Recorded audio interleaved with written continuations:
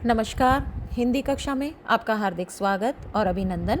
प्यारे बच्चों, आज मैं आपके लिए क्लास 10th का सैम्पल पेपर लेकर आई हूँ। आज हम 2 सैम्पल पेपर रिवाइज करने वाले हैं। एक ही वीडियो में 2 सैम्पल पेपर को मैं आपको विस्तार से समझाने वाली हूँ। सामान्य निर्देश देखिए। प्रश्न संख्या 1 से 10 तक प्रत्येक प्रश्न 1 अंक का है, जिसमें से 5 बहुविकल्पी प्रश्न है और 5 प्रश्न ऐसे होंगे जिनका आपको एक शब्द या एक वाक्य में उत्तर देना है। प्रश्न संख्या 11 व 12 2 अंक के हैं और प्रश्न संख्या 13 व 14 3-3 अंक के हैं।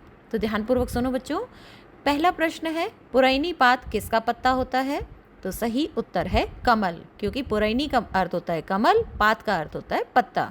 अगर इसमें से पात शब्द का अर्थ पूछा जाता है तो आप बताएंगे पत्ता, और पुरैनी मतलब होता है कमल। तुलसीदास ने भृगुकुल केतु शब्द किसके लिए प्रयोग किया है? भृगुकुल के चंद्रमा कौन है? परशुराम जी। तो यहाँ पर सही जवाब है परशुराम। कविदेव के कवित्त और सवैये की भाषा क्या है? सही जवाब है ब्रजभाषा। वसंत किस महीप का बालक है? महीप का मतलब क्या होता है? राजा। यह कविदेव के कवित्त से लिया गया है। यहाँ पर वसंत ऋतु को राजा कामदेव का पुत्र बताया गया है। मदन महीप को जू बालक, मदन मतलब होता है कामदेव, तो सही जवाब है मदन आता है तो भी आप मदन को टिक करेंगे। अगर इसके स्थान पर कामदेव आता है तो आप कामदेव को सही का निशान लगाएंगे। प्रश्न संख्या 5, हालदार साहब हर 15वें दिन किस लिए कस्बे से गुजरते थे? अपने कंपनी के काम के सिलसिले से। प्रश्न संख्या 6, जिनका जवाब आपको बहुत ही कम शब्दों में देना है। गोपियों को योग का संदेश किसने दिया? गोपियों को योग का संदेश उद्धव ने दिया। प्रश्न संख्या 7, नेताजी की मूर्ति की ऊंचाई कितनी थी? 2 फुट, और जिसे क्या कहते हैं? उसे क्या कहते हैं? उसे बस्ट कहते हैं। तो आप लिखेंगे नेताजी की मूर्ति जो कि टोपी की नोक से लेकर कोट के दूसरे बटन तक होती है, कोई 2 फुट ऊंची, और जिसे कहते हैं बस्ट। प्रश्न संख्या 8, भगत के घर से गंगा कितनी कोस की दूरी पर थी? तो इसका सही जवाब है 30 कोस की दूरी पर। प्रश्न संख्या 9, रचना के आधार पर वाक्य के 3 भेद होते हैं। आपको बताना है ये सही है या गलत। तो ये कथन सत्य है। रचना के आधार पर वाक्य के 3 भेद होते हैं: सरल वाक्य, संयुक्त वाक्य और मिश्रित वाक्य। प्रश्न संख्या 10, राम दौड़ना क्योंकि व उसका, इन शब्दों में से विकारी शब्द छांटिए। तो यहाँ पर राम क्या है? संज्ञा, दौड़ना क्रिया, और क्योंकि समुच्चय बोधक, और उसका सर्वनाम। तो यहाँ पर विकारी शब्द, ध्यान देना बच्चों कि विकारी शब्द छांटने हैं हमें। तो विकारी होगा संज्ञा, सर्वनाम, विशेषण, क्रिया, जो शब्द होंगे वो विकारी शब्द होंगे।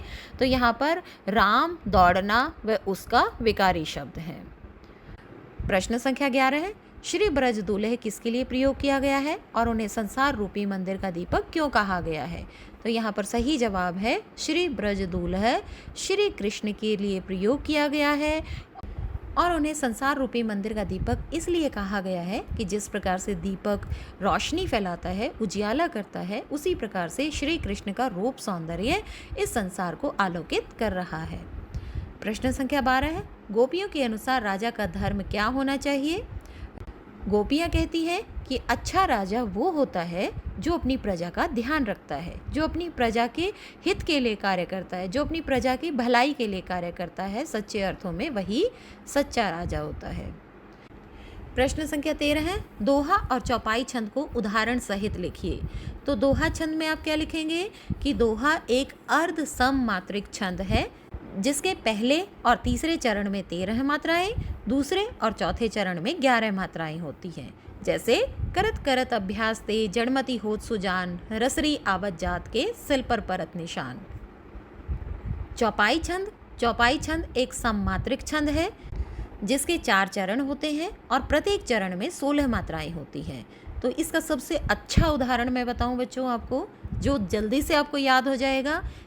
जय हनुमान ज्ञान गुण सागर, जय कपीश तिहु लोक उजागर, राम दूत अतुलित बल धामा, अंजनी पुत्र पवन सुत नामा। सबसे अच्छा उदाहरण है जिसे आपको याद करने की भी ज़रूरत नहीं है, क्योंकि हनुमान चालीसा तो सभी को याद है। अभी देखिए प्रश्न संख्या 14 है, जॉर्ज पंचम की लाट की नाक को पुनः लगाने के लिए मूर्तिकार ने क्या क्या यत्न किए? आप इसमें क्या लिखेंगे कि मूर्तिकार ने जॉर्ज पंचम की नाक के सबसे पहले तो पत्थर की किस्म का पता लगाया। अब किस्म का ठीक से नहीं पता चलने पर उसने हिंदुस्तान के हर पहाड़ पर जाकर वैसा ही पत्थर खोजने की कोशिश की। वह देश के कोने कोने तक घूमा और उसकी नाक को काटकर लाट की नाक को लगाया जा सके ऐसी मूर्ति को देखने की खोज में निकल पड़ा। उसने बिहार के सेक्रेटेरिएट के सामने सन 42 में शहीद बच्चों की मूर्तियों की नाकों को भी देखा, लेकिन ताज्जुब, वो भी जॉर्ज पंचम की मूर्ति की नाक से बड़ी थी। अंत में क्या फैसला हुआ कि एक जिंदा व्यक्ति की नाक को काटकर लगा दिया जाए। इसी के अथवा में प्रश्न है, आपको दोनों प्रश्नों में से कोई भी एक प्रश्न करना है जो आपको अच्छी प्रकार से आता हो। झिलमिलाते सितारों की रोशनी में नहाया गंतोक लेखिका को किस तरह संबोधित कर रहा था। गंतोक शहर सिक्किम राज्य की राजधानी है और लेखिका कहती है इसकी सुंदरता सुबह शाम रात देखते ही बनती है और रात के समय तो आसमान ऐसे प्रतीत होता है मानो तारे टिमटिमा कर बिखर गए हों। दूर ढलान लेती तराई पर सितारों की गुच्छे रोशनी की झालर बना रहे थे और इस सुंदरता ने लेखिका को ऐसा सम्मोहित कर दिया, ऐसा जादू डाल दिया लेखिका पर कि उसे सब कुछ ठहरा हुआ सा अर्थहीन लग रहा था।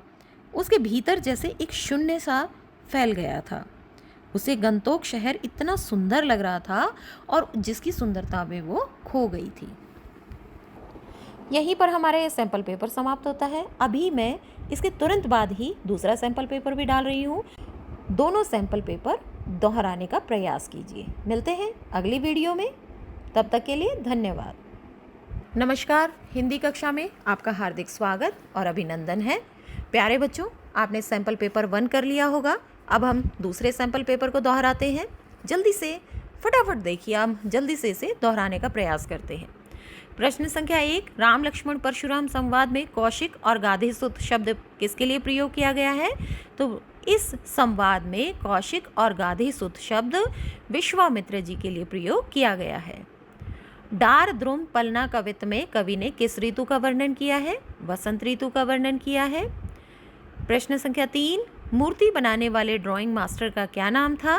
मास्टर मोतीलाल। प्रश्न संख्या 4, लोग कैप्टन किसे कहते थे। यहाँ पर लोग कैप्टन एक चश्मे वाले को कहकर संबोधित करते थे। प्रश्न संख्या 5, बाल गोविंद भगत के बेटे की चिता को आग किसने दी। यहाँ पर उसकी पतोहू ने मुखाग्नि दी। प्रश्न संख्या 6, बाल गोविंद भगत की प्रभात फेरियां किस महीने से शुरू होती थी और कब तक चलती थी। यहाँ पर मैंने 2 प्रश्न लिखे हैं। अगर MCQs में ये अलग अलग आते हैं तो आप इनका अलग अलग उत्तर लिख दीजिए। अगर एक एक नंबर के क्वेश्चन में आते हैं तो आप इनका उत्तर सुनिए। पंक्ति है, कार्तिक आया नहीं कि बाल गोविंद भगत की प्रभातियाँ शुरू हो गई जो फाल्गुन तक चला करती। तो कब से शुरू होती थी। कार्तिक से। और कब तक चलती थी। फाल्गुन तक चलती थी। प्रश्न संख्या 7, नवाब साहब ने खीरे को लखनऊ का कौन सा खीरा बताया है और उसकी विशेषता क्या है। लखनऊ का बालम खीरा और उसकी विशेषता है कि वो लजीज होता है। लखनवी अंदाज पाठ में किस वर्ग पर कटाक्ष किया है। सामंती वर्ग पर कटाक्ष किया गया है। अर्थ के आधार पर वाक्य के 3 भेद होते हैं, सत्य या असत्य कथन। तो ये असत्य कथन है क्योंकि अर्थ के आधार पर वाक्य के 8 भेद होते हैं। प्रश्न संख्या 10, राम दौड़ना क्योंकि उसका इसमें से अविकारी शब्द छांटिए। तो यहाँ पर क्योंकि अविकारी है जो कि लिंग वचन काल की दृष्टि से परिवर्तित नहीं होता है। प्रश्न संख्या 11 है, उद्धव के व्यवहार की तुलना किस किस से की गई है। उद्धव के व्यवहार की तुलना पानी के अंदर रहने वाले उस कमल के पत्ते से की गई है जो पानी के अंदर रहते हुए भी पानी और कीचड़ के दाग धब्बों से अछूता रहता है। वो श्री कृष्ण के पास रहते हुए भी श्री कृष्ण के प्रेम से अछूते हैं। दूसरा, जल में रखी हुई तेल की उस मटकी से जिस पर पानी की एक भी बूंद टिक नहीं पाती है, वो एक चिकने घड़े के जैसी है। उद्धव भी श्री कृष्ण के प्रेम से इसी प्रकार से अछूते हैं। प्रश्न संख्या 12 है, परशुराम के क्रोध करने पर लक्ष्मण ने धनुष के टूट जाने पर क्या क्या तर्क दिए। तो परशुराम जब गुस्सा करते हैं तो लक्ष्मण बोलते हैं कि बहु धनु ही तोरी लरिकाई कभू ने असी रस कीन्ही गोसाई, कि ऐसे बचपन में छोटे छोटे धनुष हमने बहुत सारे तोड़े हैं, इसमें किसी ने भी हम पर इस प्रकार का गुस्सा नहीं किया।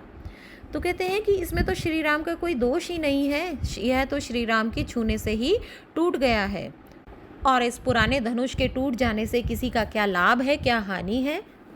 यह धनुष तो श्री राम के नयनों के इशारे मात्र से ही टूट गया।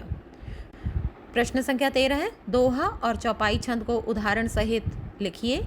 इसका जवाब मैं पिछली वीडियो में दे चुकी हूँ, उसे आप देखने का प्रयास कीजिए। प्रश्न संख्या 14 है, गंतोक को मेहनतकश बादशाहों का शहर क्यों कहा गया? इसका उत्तर सुनिए। पर्वतीय क्षेत्र होने के कारण यहाँ की परिस्थिति बहुत कठिन है। लोग अपनी ज़रूरत को पूरा करने के लिए दिन भर कड़ी मेहनत करते हैं। पहाड़ों को काटकर रास्ता बनाते हैं। पत्थरों पर बैठकर औरतें कुदाल और हथौड़े से पत्थर तोड़ती हैं। अपने बच्चों को पीठ पर बांधकर मातृत्व और श्रम साधना दोनों एक साथ करती हैं। और जो औरतें रास्ता बनाती हैं वो अपनी जान की परवाह किए बगैर लोगों के लिए रास्ता बनाने का कार्य करती हैं। वे अत्यंत कठिन परिस्थितियों में जीती हैं, इसीलिए लेखिका ने इसे मेहनतकश बादशाहों का शहर कहा है। इसी पाठ से संबंधित एक और महत्वपूर्ण प्रश्न है, लॉन्ग स्टॉक में घूमते हुए चक्र को लेखिका को पूरे भारत की आत्मा एक सी क्यों दिखाई दी? लॉन्ग स्टॉक में घूमते हुए जब लेखिका ने देखा कि एक चक्र है वहाँ पर, तो इसे धर्म चक्र कहा जाता है, जिसे प्रेयर व्हील कहा जाता है, और इसके घुमाने से सारे पाप धुल जाते हैं। तो लेखिका को लगा कि मैदानी क्षेत्र में ऐसी अनेक मान्यताएं और विश्वास प्रचलित हैं। लेखिका के कहने का तात्पर्य है कि मैदान हो या पहाड़, वैज्ञानिक प्रगति के बावजूद देश की आत्मा एक जैसी है।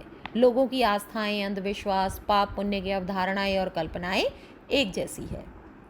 प्रश्न संख्या 14 का दूसरा पार्ट देखिए, जॉर्ज पंचम की नाक लगने वाले दिन अखबार क्यों चुप थे? मूर्तिकार के बहुत प्रयत्न करने के बाद जिस दिन जॉर्ज पंचम की लाट को नाक लगाई गई, उस दिन सारे अखबार चुप थे। क्यों चुप थे? क्योंकि इससे देश का सम्मान आहत हुआ था। लाट पर जिंदा नाक लगाना हमारे प्रशासन की मानसिक गुलामी को दर्शाता है, और हो सकता है कि समाचार पत्र इस घटना का सांकेतिक विरोध करना चाहते हों। मौन धारण कर लिया उन्होंने। अखबारों में किसी भी प्रकार का कोई समाचार नहीं छपा। समाचार पत्रों की खामोशी गुलाम मानसिकता को प्रदर्शित करती है। सत्ता की ताकत ने सभी लोगों को खामोश रहने पर मजबूर कर दिया था। धन की लालसा व स्वार्थी प्रवृत्ति के कारण समाचार व अखबार चुप थे। यहीं पर हमारा ये सैंपल पेपर भी समाप्त होता है। प्यारे बच्चों, दोनों सैंपल पेपर को बहुत अच्छी प्रकार से दोहराना और परीक्षा की अच्छे प्रकार से तैयारी करना। इसी शुभकामनाओं के साथ मिलते हैं अगली वीडियो में। तब तक के लिए धन्यवाद।